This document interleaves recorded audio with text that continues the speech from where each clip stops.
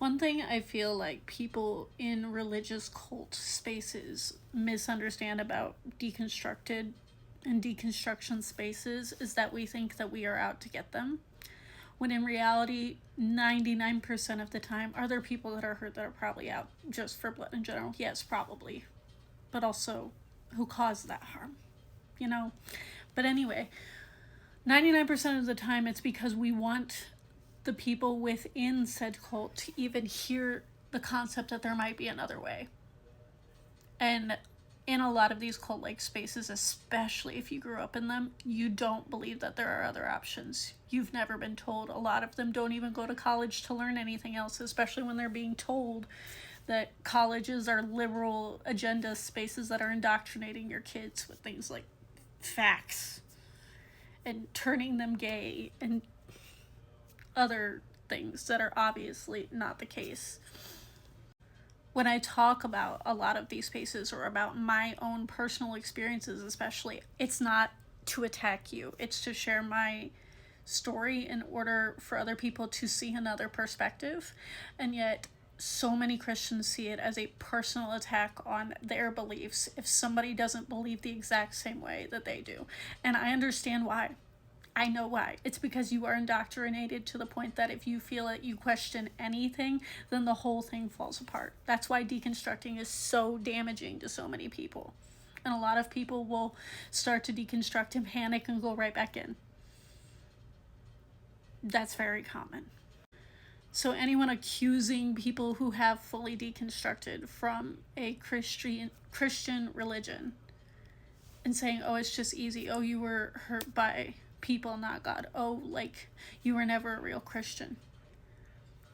The lack of cognitive dissonance of not seeing how harmful those sentences are, because not only are you making an assumption about people and what happened to them, but also it is a complete lack of empathy. All we're asking is that the church hear our voices and see that they are just as important as those within your circles. Because one of the biggest issues people have is that churches don't take accountability for their actions, which is just true. Like factually, we know that. That's why there are so many church scandals.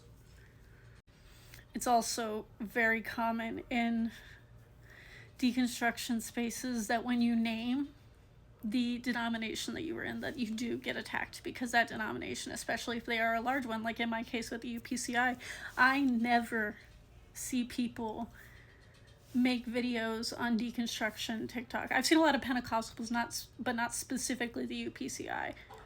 I never see anyone speak out against them, and it's because we are very well aware of how dedicated those people are to their beliefs, to the point that everything they do feels like an attack or it has to be demonic. The only possible reason to a lot of these people is that we must be seduced by Satan and left to sin. As if most of us didn't leave just to protect our own mental health and well-being because we were being harmed in those spaces. Because it's just true. If you say that your love is unconditional and that God's love is unconditional, but you also don't allow queer people to exist in their spaces unless they're celibate, if women have more rules than men, if any of those things are true, it is conditional. Those are conditions, especially if you're controlling people's bodies or autonomy or lives in any way, shape, or form. So many of us in deconstruction spaces are simply just asking people to have empathy. And they know that.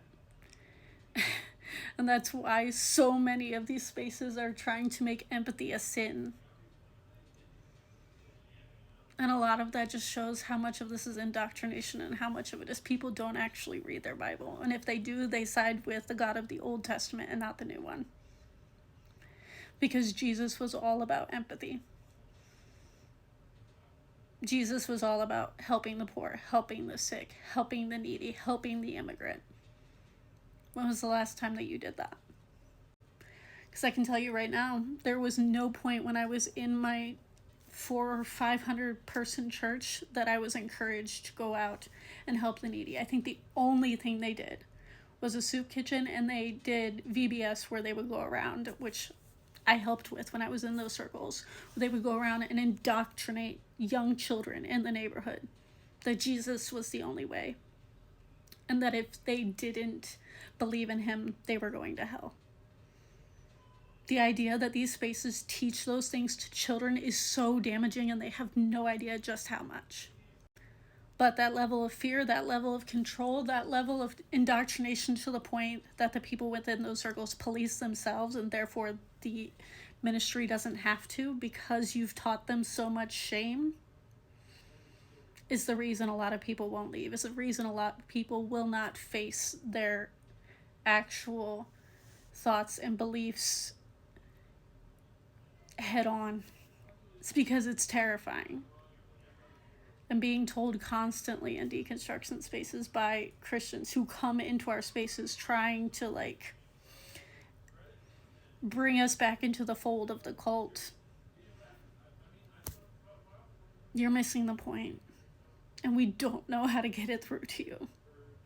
All we can do is appeal to your empathy and your humanity and hope that some of it makes a difference.